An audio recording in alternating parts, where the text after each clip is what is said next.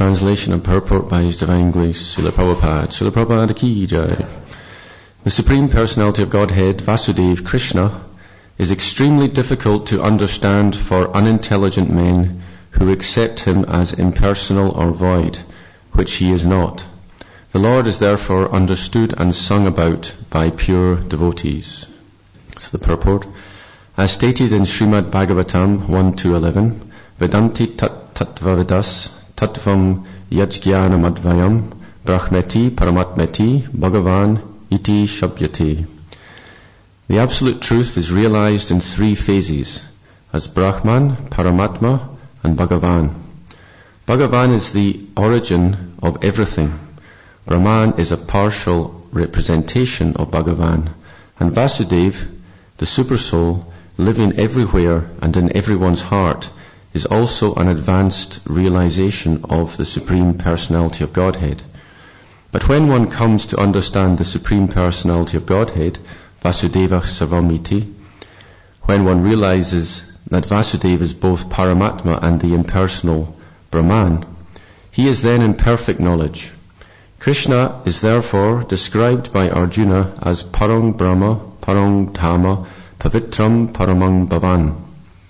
The words Param Brahma refer to the shelter of the impersonal Brahman and also of the all-pervading Supersoul. When Krishna says Chaktvadi Hang Punarjanma Naiti Mameti, this means that the perfect devotee, after perfect realization, returns home back to Godhead. Maharaj Kadvanga accepted the shelter of the Supreme Personality of Godhead, and because of his full surrender, he achieved perfection. Thus end the Bhaktivedanta purports of the 9th canto, 9th chapter of the Srimad Bhagavatam, entitled The Dynasty of Anshuman. Yattad Brahma Parang Sukshmam Ashunyam Sunya Kalpitam Bhagavan Vasudeveti Yangrinanti Hisattvataha. The Supreme Personality of Godhead, Vasudeva Krishna, is extremely difficult to understand for unintelligent men who accept Him as impersonal or void, which He is not. The Lord is therefore understood and sung about by pure devotees.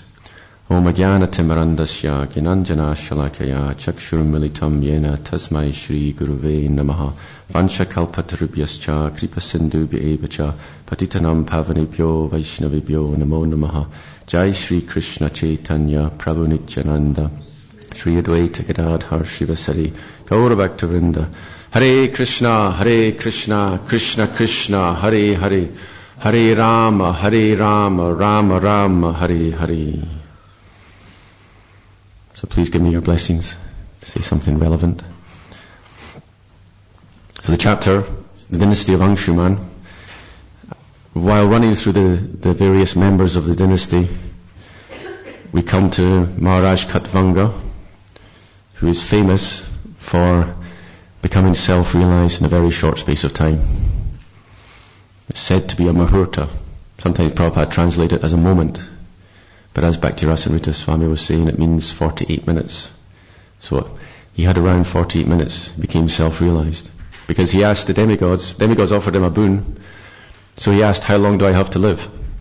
Being intelligent, he understood, well, the demigod said, you've only got a few moments to live. So being intelligent, rather than try and enjoy himself, he focused, he came down from the heavenly planets to earthly planet, and very intensely engaged in devotional service, and in a short space of time, he became self-realized. So sometimes if someone asks, how long does it take? Actually in the Bhagavad Gita, in one purport, Prabhupada says, it can take a few seconds, or it can take millions of births. There's no hard and fast rule for self-realization.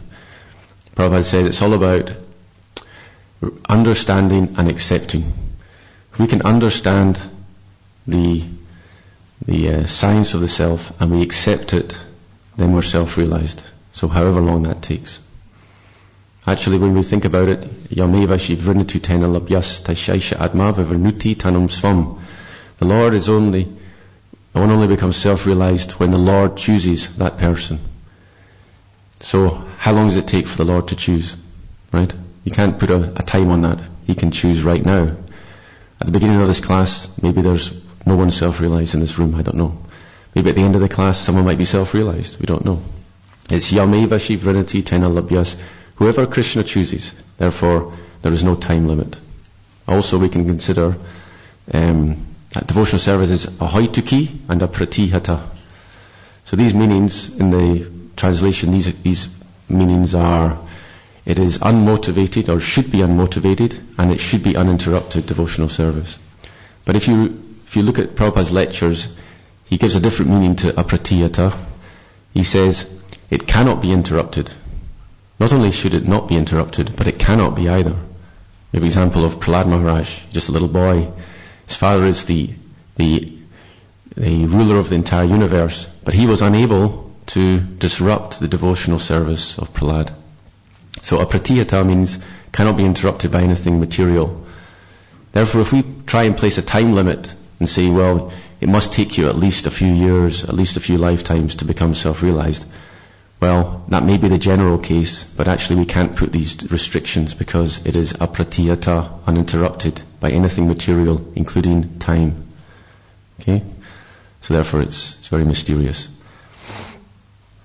So the verse, there's some interesting points in the verse. I like this, the second line is interesting. Ashunyam sunya kalpitam. So here is a clear indication that the Mayavad philosophy is incorrect, because the Lord is described as ashunya. Remember, Prabhupada was very emphatic about this point, that we're not following the impersonal path. Now, there's one devotee who works for the BBT, Ekanath Prabhu. He once did a study of Prabhupada's purports and how they compared with the commentaries of the Acharyas. And he discovered there were 3 topics that Prabhupada would often add to the purports that the Acharyas weren't talking about. One of them was impersonalism. He would talk a lot about impersonalism for the purposes of defeating it. He would talk a lot about women and sex, how it was bad for self-realization. That also appears a lot more often than what the Acharyas talk about. And the third one is the Guru. He would often talk about the importance of the Guru, surrendering to the Guru. So these were 3 topics that Prabhupada in particular liked to emphasize. And remember the past time, once in the movement, there were 4 sannyasis who changed the philosophy in a very subtle way. They said, Prabhupada has gone to India because we did not recognize that he is Krishna. And therefore we offended him and he's not coming back. They said this. It was at New Vrindavan, and actually this caused great disturbance, and many devotees left the movement at that time. Just a mass exodus. So when Prabhupada heard, what did he do? He did something that he very rarely did. He expelled those 4 sannyasis from the movement. But actually they had a chance. He said, go and preach, purify yourself, and then they did that and they came back. And then he gave a mantra that he hadn't given before. It's Namaste Saraswati Devi Gauravani Pracharini Nirvisesha Shunyavadi Paschatcha Desatarani. How his pranam mantra, how he's come to deliver the Western world from impersonalism and voidism. So one may ask, what is the connection between calling Prabhupada Krishna and voidism? What's the connection? Can anyone see a connection? Or impersonalism. What is the connection between impersonalism and calling Prabhupada Krishna? Okay, so... no distinction. Yes. No distinction between God and the Guru. Yes. Someone else could later take on the child position and call themselves Krishna as well. That's exactly what is described in Following Prabhupada, because this pastime is discussed, this commentary as you watch the DVD. So this is what Prabhupada was saying. He says, okay, they say that the Guru is God, but they can become Guru, and then they become God. So that was the infection. It's the desire to be God. Prabhupada said you can't be God, but if you can become Guru, and Guru's God, then indirectly you become God. So this is the infection, as Prabhupada called it, the poison. So Yeah, so Prabhupada, here this verse is very emphatic because it's saying, Ashunyam sunya kalpitam. So what does the word kalpita mean? There's actually a verse about Mayavad which has the term kalpita. Mayavadam asatchastram prachinam baudam uchati Mayaiva kalpitam devi kalau brahmana rupina. So Lord Shiva speaking to his wife saying, in Kali Yuga I come in the form of a Brahmana and I preach covered Buddhism, Mayavad philosophy, which is asat. It is not the absolute truth. And he says, Mayaiva kalpitam means it's imagined by me. So kalpita means imagined. So this verse is on the same lines. It says, Shunya kalpita. We just imagine it. And why do we imagine it? It's because the Supreme is so subtle. You look at the first line, sukshma, meaning the Absolute is so subtle. It's so subtle that we may mistake it. To give an example, this material world is full of misery. Spiritual world is full of bliss. So it's the opposite. The material world is temporary. Spiritual world is eternal. So it's the opposite. So one may think the material world is full of form.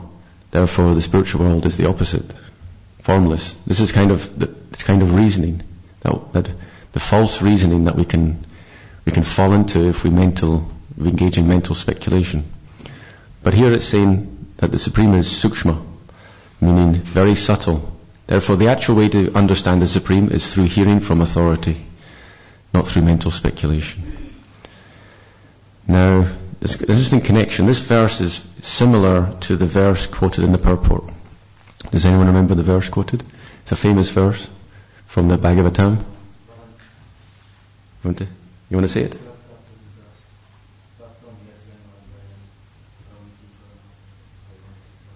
Very good. So this is it's actually the 11th verse from the second chapter of the first canto, describing how the non-dual absolute truth has three phases: Brahma, Paramatma, and Bhagavan. It's interesting, this verse, it is found 34 times in Srila Prabhupada's books. Very often quoted verse in many purports. And actually, Mahaprabhu, when he was talking with the Mayavadis from Benares, he quoted this verse. When he was talking to Sanatana Goswami, he quoted this verse. So it describes, essentially would be described as a Vastu Nirdesh verse. It means it's defining the object.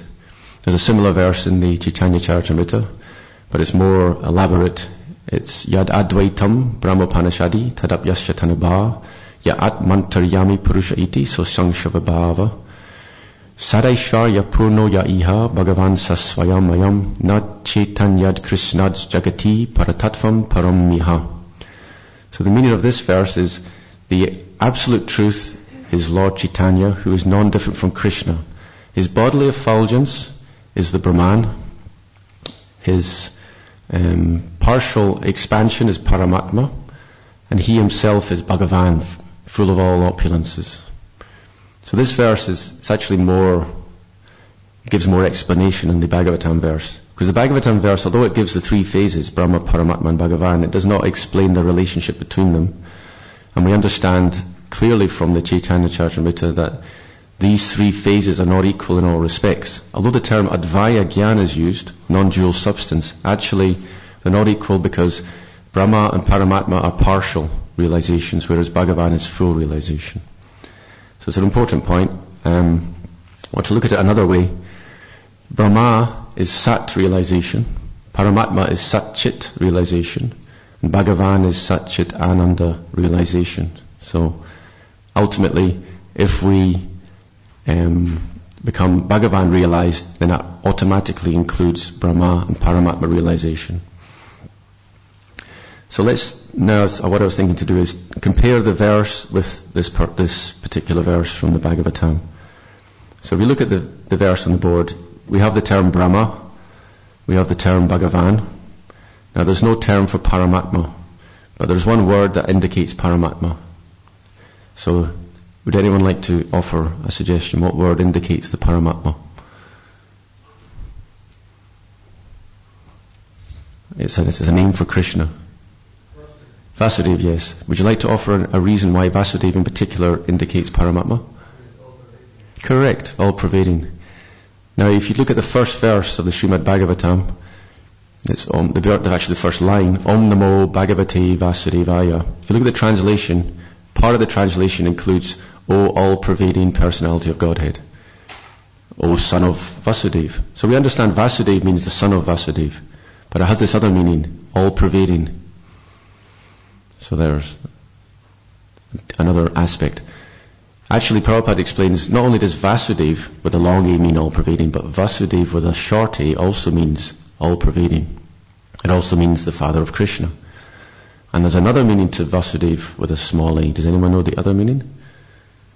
You think about the 4th canto. Shatvam Vishudam Vasudeva Shabditam. Anyone know this verse? It's the first line of a famous verse. Lord Shiva speaking. So, what it means is, Vasudeva means the Shuddha Sattva platform, meaning the platform of pure goodness. Now, according to the laws of Sanskrit, if you start off with Vasudeva and you make the first A long, then you get a word that means the son of Vasudeva. So Vasudeva, Krishna, is the son of Vasudeva. But there's another philosophical way to look at this connection of words, and it's explained in the purport to that Vasudeva Shabditam verse. What it means is, when we come to the Shuddha Sattva platform, when we come to pure goodness, then Krishna is born in our consciousness, so to speak. So the Vasudeva, Krishna is Vasudeva because he comes from the Vasudeva platform. In other words, we cannot realize Krishna if we're under the modes of material nature. Like in the Bhagavad Gita, Brahma Bhuta Prasanatma Nasochate Nakankshate Samasaveshu Bhutashu Madbhaktim Labate Param. When we come beyond the modes of material nature, then Labate Param, or Madbhaktim Labate Param, one attains devotional service.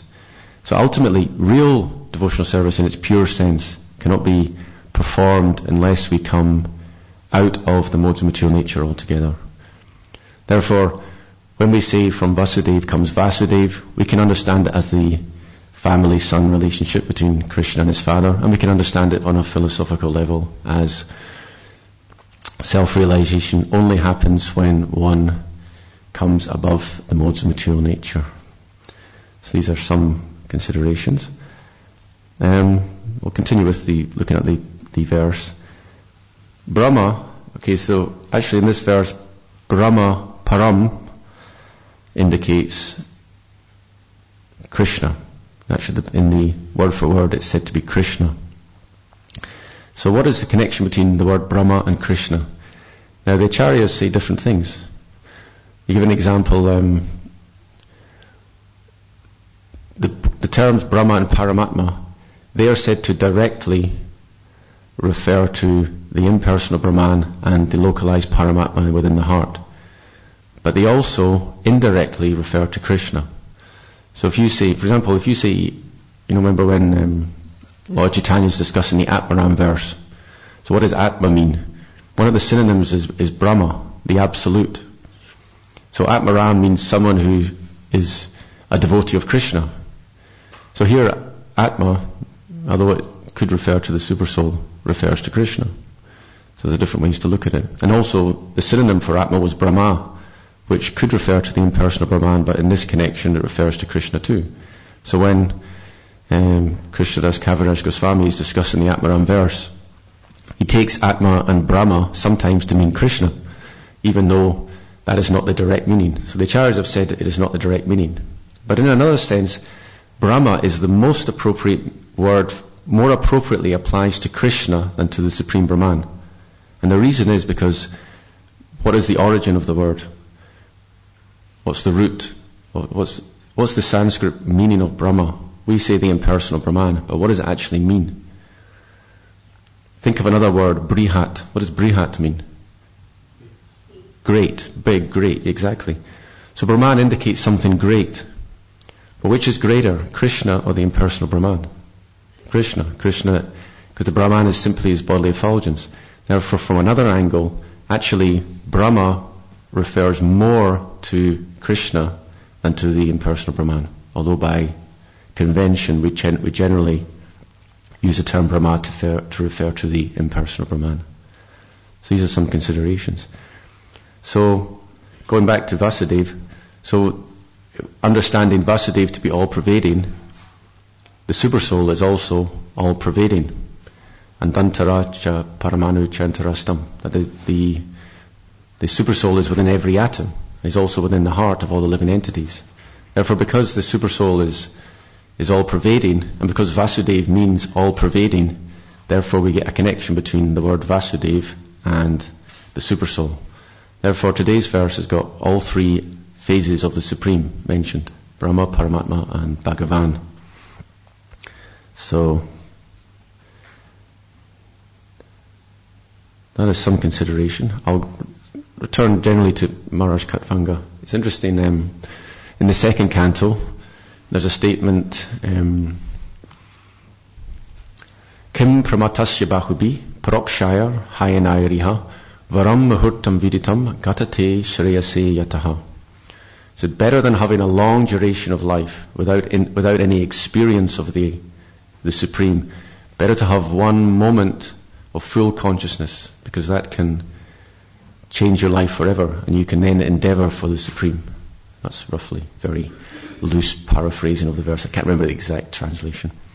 But the point is, you can live till 100, but what's the use? It's interesting, Prabhupada was talking about himself and his sister. He had other siblings, and he mentioned that his other siblings, they desired to have a long duration of life. But Prabhupada and Pishima, they desired service. And he said it was ironic because all his siblings, they actually left the planet before Pishima and Prabhupada. So they actually wanted service, but they got a long duration of life. And those that wanted a long duration of life, they left the planet early. But this verse, Kim pramatasya bahubi, what's the use of a long duration of life?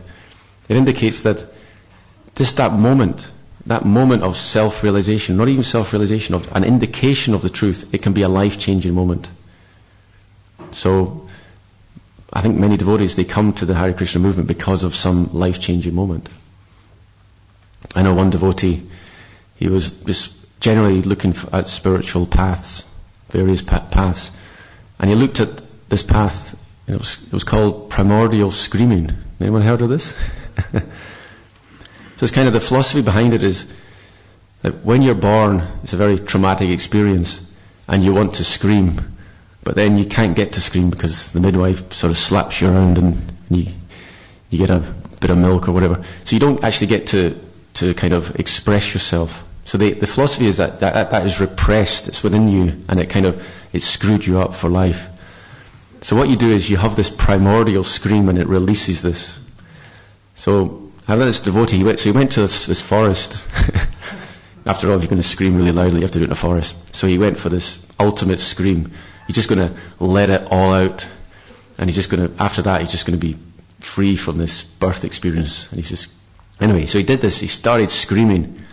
But instead of screaming, something happened really strange. The Mahamantra just started appearing on his tongue, and he started chanting Hare Krishna, Krishna Krishna, Hare Hare, Hare Rama, Rama Rama, Hare Hare. So that's a life-changing moment, you see.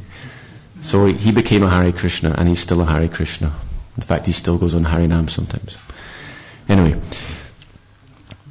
there's another verse, it's also in the second canto, and it's on the same topic.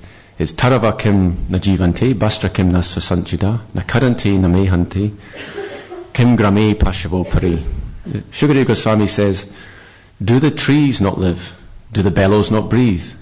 Do the village animals not eat and pass semen? So funny, it's a kind of symbolic verse.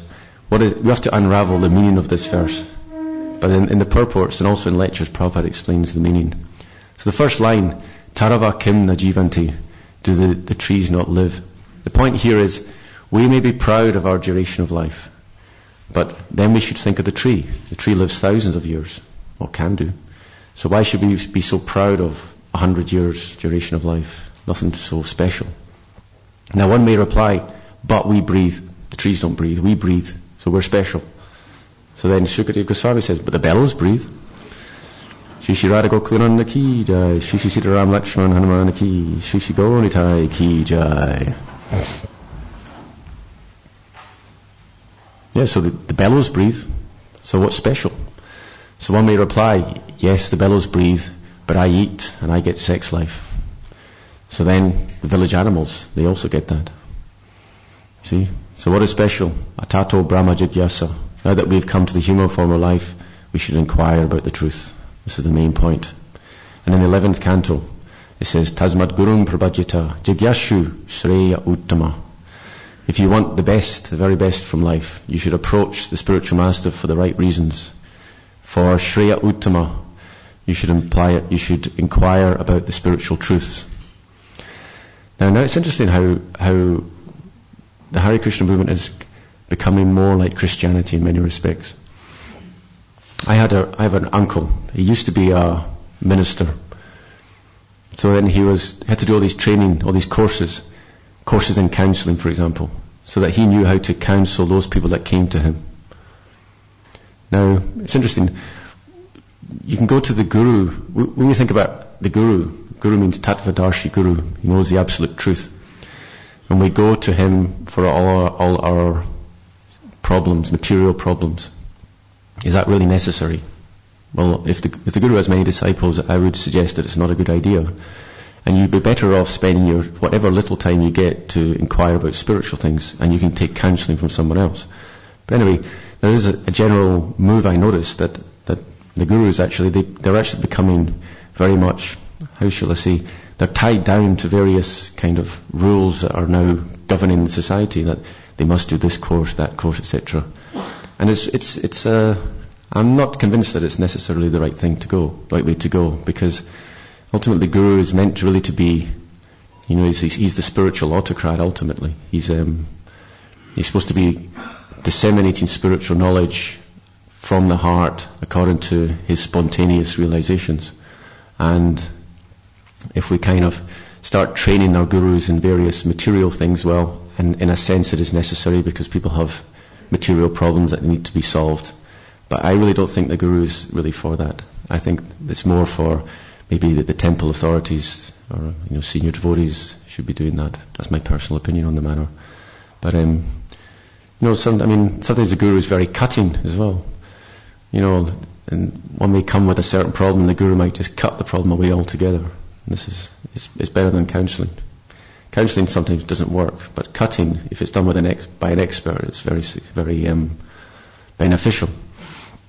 Only 2 days ago I was discussing with a devotee, and he was discussing how the hard preaching is inspiring. For example, we were discussing about japa. So he was asking me about japa, and I was saying, well, my japa is not so very good.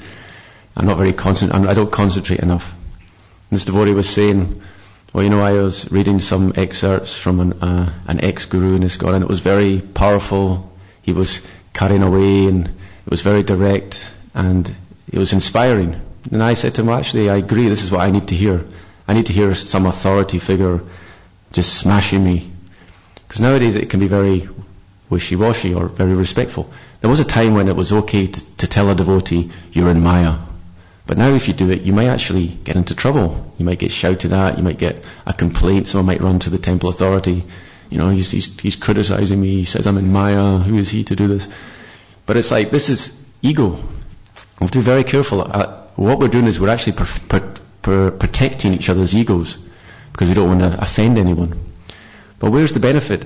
And we were discussing about japa, and now there's a lot of, I'm not saying it's wrong, but there's a lot of, when people talk about chanting now, a lot of kirtans and japa retreats and things, they talk very much about, from the heart, and feel it, you're opening doors, and you're going here, and all this kind of stuff.